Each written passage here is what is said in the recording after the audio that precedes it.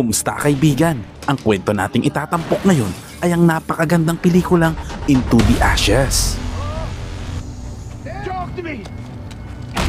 Nagsimula ang kwento sa pagpapakita sa isang lalaking nagngangalang Nick Brenner na makikitang sinusunog ang isang bangkay ng tao. Matapos niyang makalabas ng kulungan ay tuluyan niya ng tinalikuran ang mundo ng krimen. Kasalukuyang nagtatrabaho si Nick sa isang tindahan ng muebles at pinakasalan ang isang babaeng nagngangalang Tara at namuhay ng masaya sa isang maliit na bayan sa Alabama. Kahit wala pa silang anak, makikita na sobrang romantiko ni Nick at Tara at tunay na nagmamahalan. Sa ibang eksena, makikita ang isang lalaki na nagngangalang Sloan at katatapos lang din ito sa kanyang sentensya sa kulungan. Sa kanyang paglabas, sinalubong siya ng dalawa niyang matalik na kaibigan na sina Charlie at Bruce na siyang sumundo sa kanya mula sa bilangguan. Samantala, makikita si Tara habang ito ay nagtatrabaho sa isang supermarket. Pagkatapos ay isang pulis ang lumapit dito at tila sinusubukan siyang akitin. Ngunit dumating ang ama ni Tara na si Frank na siyang sheriff sa lugar at pinagsabihan ng pulis na lumalabas na ito pala ay isa sa kanyang mga tauhan. Samantala, nakipagkita si Sloan sa isa sa kanyang mga impormante at nagtanong tungkol sa kinaroroonan ni Nick. Humingi ang impormante ng mahigit $2,000 dahil mahirap umano talagang matunton ang kinaroroonan ni Nick. Sinabi naman ni Sloan na babayaran niya ang halagang iyon. Ngunit ilang sandali lang ay sinaksak niya ang kamay ng lalaki. Matapos makuha ang address ni Nick, pinatay niya ang informante at dali-daling umalis. Samantala, habang nagtatrabaho si Nick, nilapitan siya ng kanyang katrabaho na si Sal na nagyayaya sa kanya ng mga aso sa isang kagubatan. Nang mga sandaling iyon, tinanggap ni Nick ang paanyaya ni Sal. Ngunit humingi muna siya ng pahintulot sa kanyang asawa para sa kanilang gagawing pangangaso. Matapos sunduin si Sal sa bahay nito, huminto si Nick sa isang bar na pagmamay-ari ng kanyang kaibigan na si Jordan, kung saan nakitawag siya sa telepono nito upang tawagan ang kanyang asawa. Sa kabilang linya, habang sila ay nag-uusap ni Nick, nang marinig niya ang pagtunog ng doorbell, agad siyang nabahala para sa kanyang asawa. Ngunit sinabi ni Tara na inimbitahan niya ang ilan sa kanyang mga kamag-anak para maghapunan sa kanilang bahay, kaya wala raw dapat ipag-alala si Nick.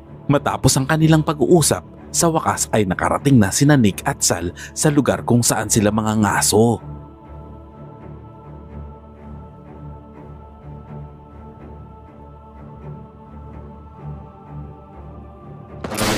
Pagsapit ng gabi, nagsindi sila ng bonfire at inihaw ang kanilang mga nahuli habang nagkukwentuhan tungkol sa kanilang buhay. Ibinunyag ni Nick na dati siyang kabilang sa isang grupo ng mga kriminal na nagtulak sa kanya para maging masamang tao. Matapos magdusa sa loob ng kulungan dahil sa kanyang nagawa at tuluyang makalaya, nakilala niya si Tara, ang nag-iisang babaeng kayang baguhin ang kanyang buhay at magmahal sa kanya kung sino talaga siya. Sinabi naman ni Sal na napakaswerte ni Nick na napangasawa niya si Tara. Kinabukasan, nag-impake na sina Nick at Sal at naghanda na para sa kanilang pag-uwi. Habang pauwi, dumaan muna sila sa isang bar upang ibigay kay Jordan ang ilan sa kanilang mga nahuli. Muli namang nakitawag si Nick sa telepono ni Jordan upang tawagan ang kanyang asawa. Ngunit hindi sinagot ni Tara ang tawag. Nagsimula siyang mag-alala, ngunit pinilit niyang maging kalmado at nagmaneho pa uwi. Matapos ihatid si Sal, dali-daling umuwi si Nick sa kanilang bahay. Ngunit pagdating niya, nadiskubre niya na tila wala ng tao roon dahil sa katahimikan na bumabalot sa buong bahay. Pagbaba ng sasakyan, agad na kinuha ni Nick ang kanyang baril bilang pag-iingat. Pagpasok niya sa bahay, sinubukan niyang hanapin ang kanyang asawa at laking gulat niya nang matagpuan si Tara na nakahandusay sa sahig at wala ng buhay. Hindi pa man nasusuri ni Nick ang katawan ng kanyang asawa, bigla siyang inatake ng isang tao. Ngunit nagawa niya itong mapabagsak. Nang puputok na sana siyang muli, biglang lumitaw si Sloan at agad siyang tinutukan ng baril.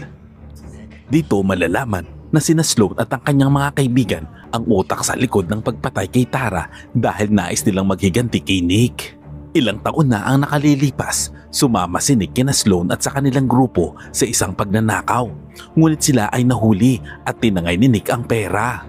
Inakala ni Nick na ang pagdating ni Sloan ay para kunin muli ang pera na ginamit na pala niya upang ipambili ng kanilang bahay. Ngunit sinabi ni Sloan na wala na siyang pakialam sa pera matapos niyang maisakatuparan ang kanyang paghihiganti sa pamamagitan ng pagpatay sa asawa ni Nick. Nang marinig ito, labis na nagalit si Nick at agad na tumayo upang atakihin si Sloan. Subalit mabilis siyang napabagsak ni Sloan at ng kanyang grupo. Matapos siyang barilin ng ilang beses at inakalang patay na si Nick, mabilis na tumakas si Sloan at ang kanyang mga kasamahan. Bago umalis, kinuha pa ni Sloan ang susi ng motel room na nahulog sa mismong harapan ni Nick. Teka kaibigan, bago natin ipagpatuloy ay maaari ba ako makahingi ng like? Simpleng bagay lang yan pero napakalaking tulong sa akin yan. At kung hindi ka pa nakasubscribe sa aking channel ay pasubscribe naman po. Maraming salamat. Hindi nagtagal, si Nick na buhay pa pala sa kabila ng tinamong nakamamatay na tama ng bala ay pilit na bumangon at sinubukang habulin sina Sloan at ang kanyang grupo. Ngunit dahil sa sobrang lala ng kanyang mga sugat, unti-unti siyang nanghina hanggang sa tuluyan siyang mawalan ng malay. Nang magising si Nick, natagpuan niya ang sarili sa hospital at ang kanyang mga kamay ay nakaposas. Hindi lang iyon, napansin din ni Nick na nakaupo sa tapat niya si Frank, ang ama ng kanyang asawa. Sinabi ni Frank na si Nick ang itinuturing na pangunahing sospek sa pagpatay kay Tara dahil natagpuan siya ng mga pulis sa kanyang sasakyan at inakalang nagtatangkang tumakas matapos patay ng kanyang asawa. Ngunit iginiit ni Nick na wala siyang kinalaman sa pagpatay kay Tara at sinubukan niyang kumbinsihin si Frank na palayain siya upang mahanap niya ang tunay na pumatay sa kanyang asawa. Nang marinig ang pahayag ni Nick, nanatiling tahimik si Frank at pagkatapos ay iniwan niya na ito. Sa kabilang banda, pinuntahan ni Frank ang pinangyarihan ng krimen upang mas lalong imbestigahan ang pagpatay sa kanyang anak at umaasang makakita ng mga ebidensya roon. Samantala, nagkunwari si Nick sa ospital na humihingi ng tubig sa isang pulis. Nang lumapit ang pulis upang bigyan siya ng maiinom, bigla niya itong inatake. Pinabagsak niya ito at kinuha ang susi at pinalaya ang kanyang mga kamay. Matapos matagumpay na makalaya, palihim na nakatakas si Nick mula sa ospital suot ang jacket at sombrero ng sheriff. Pagkatapos nito, ninakaw niya ang isang sasakyan ng pulis at mabilis na nagtungo sa bahay ni Sal upang humingi ng tulong. Pagdating sa bahay ni Sal, ikinuwento ni Nick ang lahat ng nangyari at humingi ng tulong upang maitago ang sasakyan ng pulis na kanyang ninakaw. Pagkatapos ay nakiusap si Nick kay Sal na ipahiram sa kanya ang sariling sasakyan dahil balak niyang tugisin sina Sloan at ang kanyang grupo upang ipaghiganti ang pagkamatay ng kanyang asawa. Bilang paggalang sa kanilang pagkakaibigan, hindi na niya pinakinggan ang babala ng kanyang asawa na huwag makisangkot sa gulo dahil maaari nitong ilagay sa panganib ang kanilang kaligtasan. Samantala, si Frank, nakakarating lamang sa ospital, ay naggitngit sa galit nang malaman niya na nakatakas si Nick mula sa pagbabantay ng mga pulis. Pagkatapos nito, nagtungo sina Nick at Sal sa isang motel kung saan pansamantalang nanunuluyan sina Sloan at ang kanyang grupo. Natunton ni Nick ang motel dahil nakita niya noon ang susi ng kwarto na nahulog sa harap niya at malinaw niyang naalala ang pangalan ng motel pati na ang numero ng mga kwarto. Pagdating nila roon, agad na tinanong ni Nick ang manager ng motel tungkol sa kinaroroonan ni Sloan at ng kanyang mga kasamahan. Inilarawan niya ang mga katangian ng mga taong nakatira sa kwarto at tinanong kung sino ang mga guest na iyon.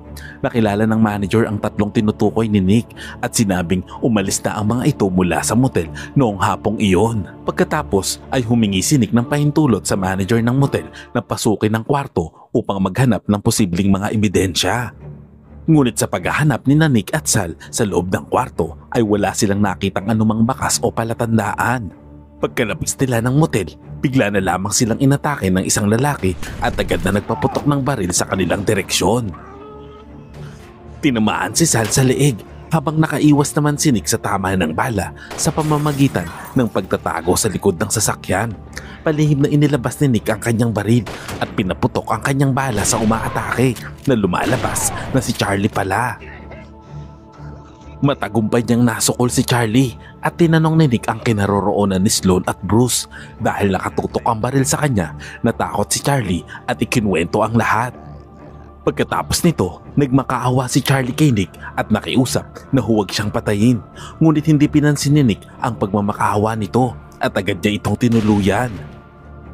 Sinuri ni Nick ang kalagayan ni Sal na tinamaan ng bala. Ngunit laking gulat niya nang malaman niyang patay na ito.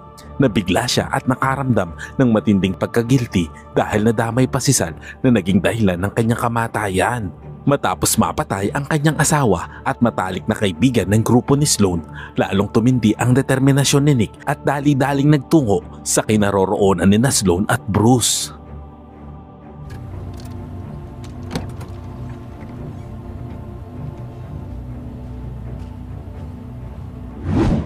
Samantala, si Frank na nakatanggap ng ulat tungkol sa pamamaril sa motel ay agad na nagtungo sa lugar at labis na nagulat nang malaman na si Sal ang naging biktima ng pamamaril. Sa kabilang banda, dumating na si Nick sa isang gasolinahan at agad niyang binaril si Bruce nang makita ito sa convenience store. Ngunit kasabay nito, lumitaw si Sloan at agad na binaril si Nick.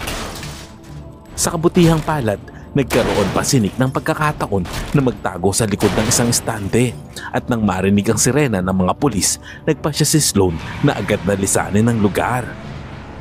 Hindi naman basta-basta sumuko si Nick at dali-daling hinabol si Sloan.